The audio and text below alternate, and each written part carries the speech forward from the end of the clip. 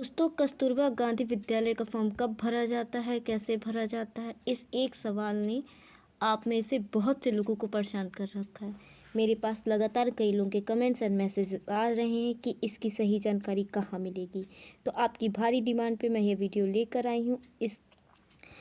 इसके लिए सबसे पहले आपको गूगल क्रोम के ऊपर जाना है और आप क्या करेंगे, अपना क्रोम ओपन करेंगे और रोज़गार रिजल्ट सर्च कर लेंगे।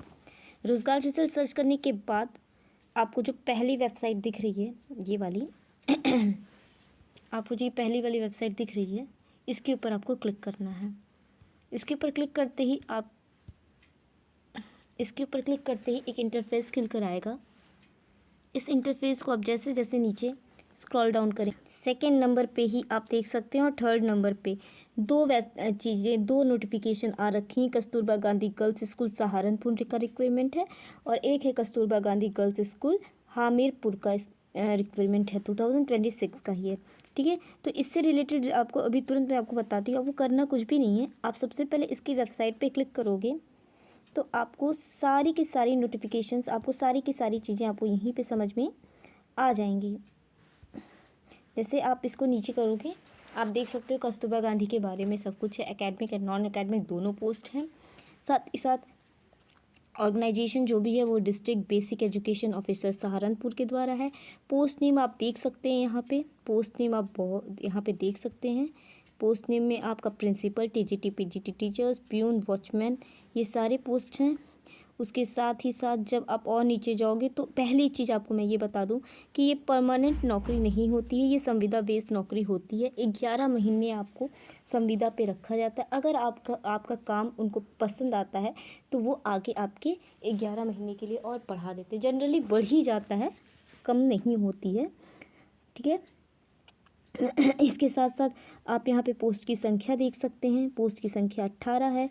लास्ट डेट की अगर मैं बात करूँ तो लास्ट डेट भी इसका 18/7/2026 यानी जुलाई में है, ठीक है।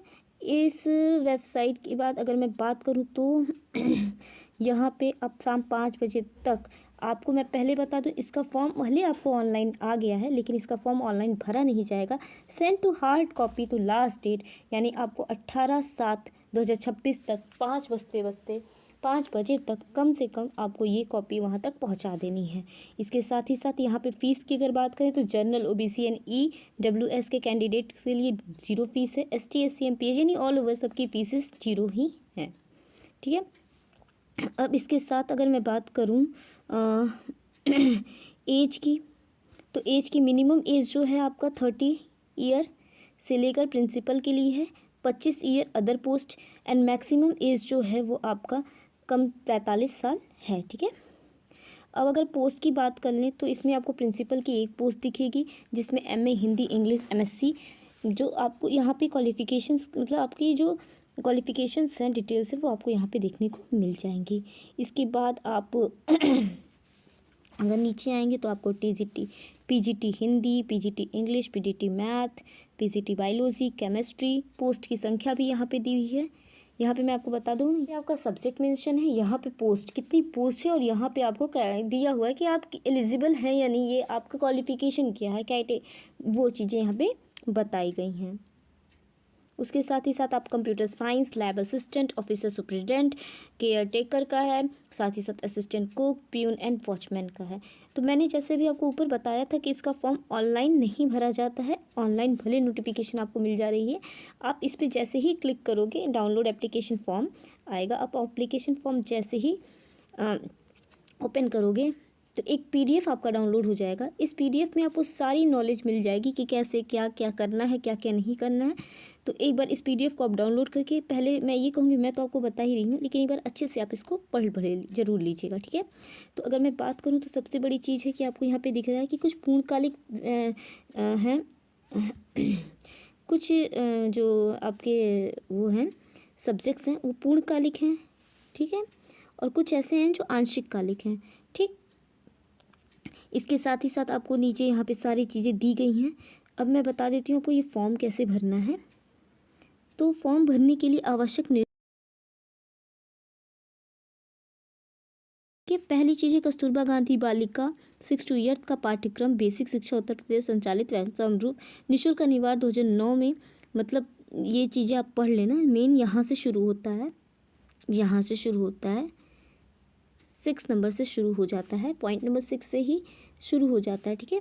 तो अगर बात करें पॉइंट नंबर 6 की, तो उसमें लिखा है समस्त पद पर महिला अभ्यर्थियों का ही नवीन चयन किया जाएगा। पूर्णकालिक शिक्षिका, केयर टेकर एवं मुख्य रसोइया जो हैं और सहायक रसोइया को विद्यालय में निवास करना होगा। ये बात आप जान लीजिए कि आपको विद्यालय में निवास करना होगा। वहाँ पे आवासीय विद्यालय है ना, तो आपको वहाँ पे जाकर रहना पड़ेगा, किंतु परिवार के किसी अन्य सदस्य को परिसर में आने की अनुमति नहीं होगी। मुख्य रसोइया और सहायक रसोइया हेतु शारीरिक अक्षमता एवं संक्रामक रोग से ग्रसित नहीं होनी चाहिए। 8 की अगर बात करें तो यहाँ पे लिखा है कि शैक्षिक पद हेतु अभ्यर्थियों का चयन करने हेतु पदवार, विषयवार, वर्गवार पृथक पृथक श्रेष्ठ सूची मेरिट लिस्ट बनाई जाएगी एवं गैर शैक्षिक पदों पर नियुक्त हेतु साक्षात्कार के आधार पर चयन किया जाएगा। आवेदन पत्र निर्धारित प्रारूप में फुल स्पेस कागज पर ही पृष्ठ होना अनिवार्य होगा। पूर्ण अपठनीय, बिना फोटो एवं बिना हस्ताक्षर के निर्धारित प्रारूप इतर आवेदन को निरस्त कर दिया जाएगा। एक लिफाफे में केवल एक ही आवेदन पत्र स्वीकार किया जाएगा। जैसे बहुत से लोग होते हैं मल्टीपल सब्जेक्ट्स से उनका रहता है, तो वो लोग दो चीज़ों का आवेदन करते हैं, पर ऐसा नहीं कर सकते हैं आप कि एक ही लिफाफे में आप 2 आवेदन को कर दो। नहीं, आपको एक लिफाफे में सिर्फ एक ही आवेदन को करना है। एक लिफाफे में सिर्फ एक लिफाफे में एक से अधिक आवेदन पत्र होने पर ऐसे में निरस्त कर दिया जाएगा। लिफाफे के ऊपर सबसे मेन बात ये होती है, यही नहीं, बहुत सारे लोगों का, कैंडिडेट्स का पहुँच ही नहीं पाता है। तो आप ये देख लो कि आवेदन पत्र के ऊपर, ठीक है, मिनट, यहाँ पे आवेदन पत्र के ऊपर आवेदित नाम जो भी होगा आवेदन में, लिफाफे पर आवेदित का नाम, विषय का नाम स्पष्ट रूप से अंकित किया जाना चाहिए, मतलब एक स्पष्ट रूप से अंकित होना चाहिए, ठीक।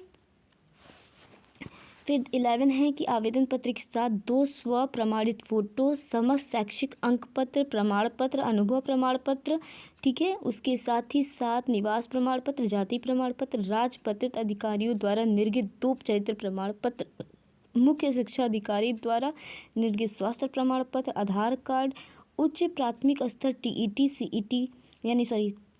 यानी टेट एंड सीटेट का प्रमाण पत्र एवं अन्य वांछनीय जो भी प्रमाण पत्र आपके हैं वह स्व प्रमाणित होने चाहिए, ठीक है, और उसके स्वयं का पता लिखे होने चाहिए। 2 लिफाफे स्पीड पोस्ट पंजीकृत डाक के द्वारा आधारित, ठीक है, टिकट लगे हुए संकलन करें। प्रमाण पत्र संकलन ना होने की दशा में आवेदन निरस्त हो जाएगा, ठीक है। थोड़ा सा कोल्ड होने की वजह से आवाज़ अटक रही है मेरी। और नेक्स्ट है कि आवेदन पत्र केवल पंजीकृत डाक स्पीड पोस्ट के माध्यम से ही कार्यालय जिला बेसिक शिक्षा अधिकारी बेरीबाग सहारनपुर में दिनांक 18 जुलाई 2026 की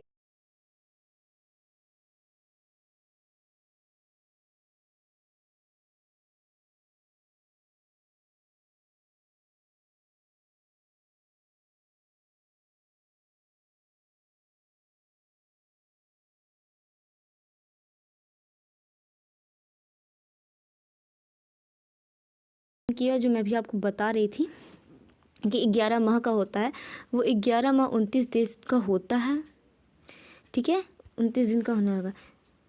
सेवा अनुबंध 100 के स्टैम्प पेपर पर किया जाएगा। यदि कर्मचारियों का कार्य एवं व्यवहार संतोषजनक लगता है तो पुनः उन्हें जिलाधिकारी महोदय के अनुमोदन के उपरांत उनका जो वो होता है, मतलब टाइम पीरियड, जो आपका जॉब ड्यूरेशन पीरियड होता है, वो बढ़ा दिया जाता है, ठीक है।